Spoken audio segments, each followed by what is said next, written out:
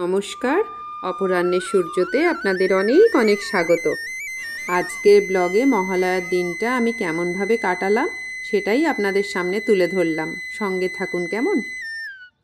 শরৎকাল আকাশে পেঁজা তুলোর মতো মেঘ, প্রশ্বাসে শিউলি ফুলের গন্ধ, সেই সাথে বাতাসে বীরেন্দ্র কৃষ্ণের মহিষাসুর মর্দিনী শুধু পুজোর আগমনী বার্তা দেয় না, মাতোয়ারা মনে জাগায় বাঙালিয়ানা।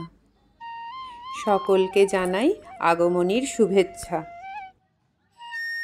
আজ শরতের প্রথম স্থলপদ্ম ফুটেছে গাছে। মায়ের আগমনী বার্তা নিয়ে এসেছে মনে হলো। কি অদ্ভুত, সবই যেন পূর্ব নির্ধারিত। মাগো, সবার ভালো করে ফেরাও সুমতি, সবার হাতে দাও না লিখে সুখের নিয়তি। সারা বছর ধরে অন্তরে ভরিয়ে রেখো শান্তি, সব দুঃখ মুছিয়ে দিও ক্লান্তি। অশুভ শক্তির বিনাশ, শুভ শক্তির জয়ের বিশ্বাস, সত্য হোক এই মহালয়ায়। ছাদের ঈশান কোণে পঞ্চবটী বৃক্ষ রোপণ করা আছে একটা বড় টবে। প্রতিদিন সকালে সূর্যার্ঘ্য দেওয়ার পর এই পঞ্চবটিতে আমি অর্ঘ্য দান করি। শুনেছি পঞ্চবটি বাড়ির পক্ষে খুব শুভ। বড় জায়গায় বসাতে পারলে ভালো হয়, কিন্তু অশ্বত্থ গাছ, বট গাছ শুনেছি বাড়ির কনস্ট্রাকশনেরও ক্ষতি করে, তাই এই ছোট জায়গায় ব্যবস্থা করা। উত্তরে বেল গাছ, দক্ষিণে আমলকি, পূর্বে অশ্বত্থ, পশ্চিমে বট আর মধ্যে অশোক গাছ। রওনা হয়ে গেছি গঙ্গার উদ্দেশ্যে। প্রকৃতির কি শোভা, বর্ষায় সব সবুজে সবুজ হয়ে গেছে। মা আসছে বলে না, প্রকৃতিও যেন চারিদিক থেকে সেজে উঠেছে। আমরা পৌঁছে গেছি আলমবাজারের শিব মন্দির সংলগ্ন ঘাটে। খুব সুন্দর পরিষ্কার পরিচ্ছন্ন ঘাটটা, অন্যান্য ঘাটের থেকে অনেক কম ভিড়, ফাঁকা ফাঁকা থাকে বলে এই ঘাটটাতেই আমরা প্রতি বছর আসি। এছাড়া বাড়ি থেকে আমাদের এর দূরত্বটা একটু কমও পড়ে। দুর্গাপুজোর 8-10 ড্রাম গঙ্গা জলও আজকে নিয়ে নিই।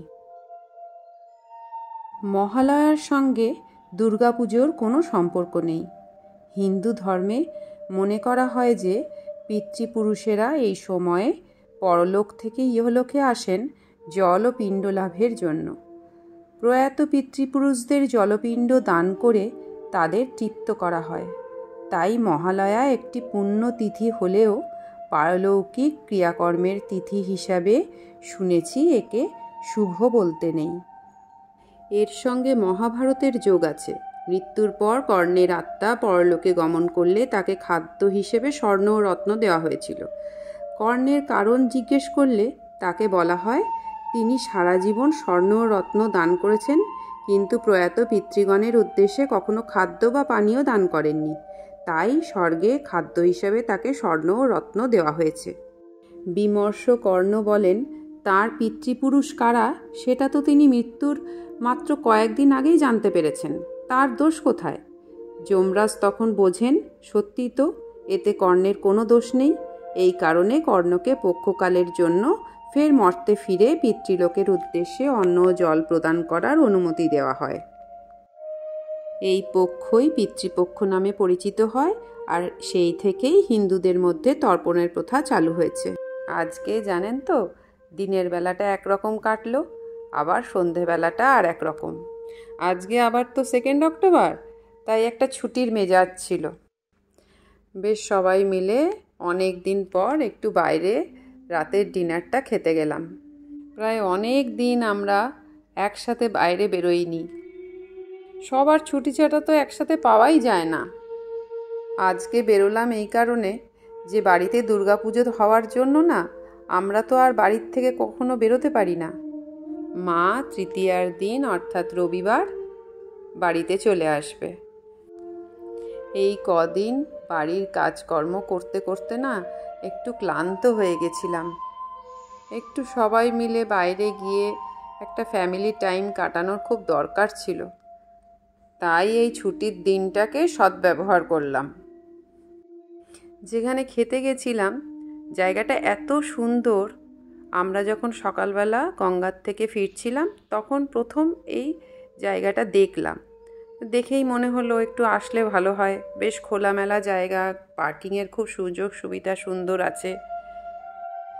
আমরা থাকি তো ভিআইপি রোড কৈখালিতে, এয়ারপোর্ট 1 নম্বরের আগের স্টপেজে। আর আমরা সাধারণত যাই নিউ টাউন, সিটি সেন্টার 2 এর দিকে, মানে আমাদের বাড়ির থেকে ওটা খুব কাছেই পড়ে। এই দিকটা আমাদের আসা হয় না খুব একটা। মা আসতে চাইছিল না আমাদের সাথে, বলছিল শরীরটা ভাল লাগছে না, মন আজকে ছেড়ে দাও। আমি জোর করে নিয়ে এলাম, বললাম চলো একটু চেঞ্জ হবে, সারাক্ষণ বাড়ির ঘরের মধ্যে বসে থাকে তো, বয়স হয়েছে, বেশি তো হাঁটা চলা করতেও পারে না। বাড়িতে বেশি দিন থাকতে থাকতে না আবার মন মেজাজ যেন কিরকম খিটখিটে হয়ে যায়। এখানে প্রথমবার এলাম, এখানকার ফুড কোয়ালিটি কিন্তু ভীষণ ভালো। ওরা বলল যে এটা নাকি মাত্র 3 মাস হয়েছে ওরা খুলেছে, কিন্তু সার্ভিস ভীষণ ভালো, ফুড কোয়ালিটি ভালো, কোয়ান্টিটিটাও ঠিক আছে, সব মিলিয়ে ভালো। আবার যাব। হয়ে গেল খাওয়া দাওয়া, এবার বাড়ি যাওয়ার পালা। এটা হলো বেলঘরিয়া এক্সপ্রেসওয়ের এয়ারপোর্টের যে কানেক্টর আছে তার একটু আগে। আপনারা যদি এদিকে কখনো কেউ আসেন একবার ট্রাই করতে পারেন, ভালো লাগবে। সব মিলিয়ে সত্যিই ভালো। মাকে কি সুন্দর সাজানো হয়েছে একটা ডাকের সাজে, খুব ভালো লাগা থাকে। কলকাতায় এই সময়ে পুজোতে চারিদিকেই শপিং মল বলুন, হোটেল বলুন, রেস্টুরেন্ট বলুন, এরকম সাজগোজ দেখতে সত্যিই খুব ভালো লাগে। চলছিল গল্প। নাতিদের পেয়ে আমার মা বেশ পুরনো গল্প শুরু করে দিল। তো গল্পের শেষ নেই। আমি চুপচাপ চোখ খুলে তাকিয়ে আছি কখন গল্পটা পুরো শেষ করবেন। আজকে ব্লগটা এখানেই শেষ করলাম। আপনারা খুব ভালো থাকবেন আর সকলকে ভালো রাখবেন। দেখা হচ্ছে পরের ব্লগে।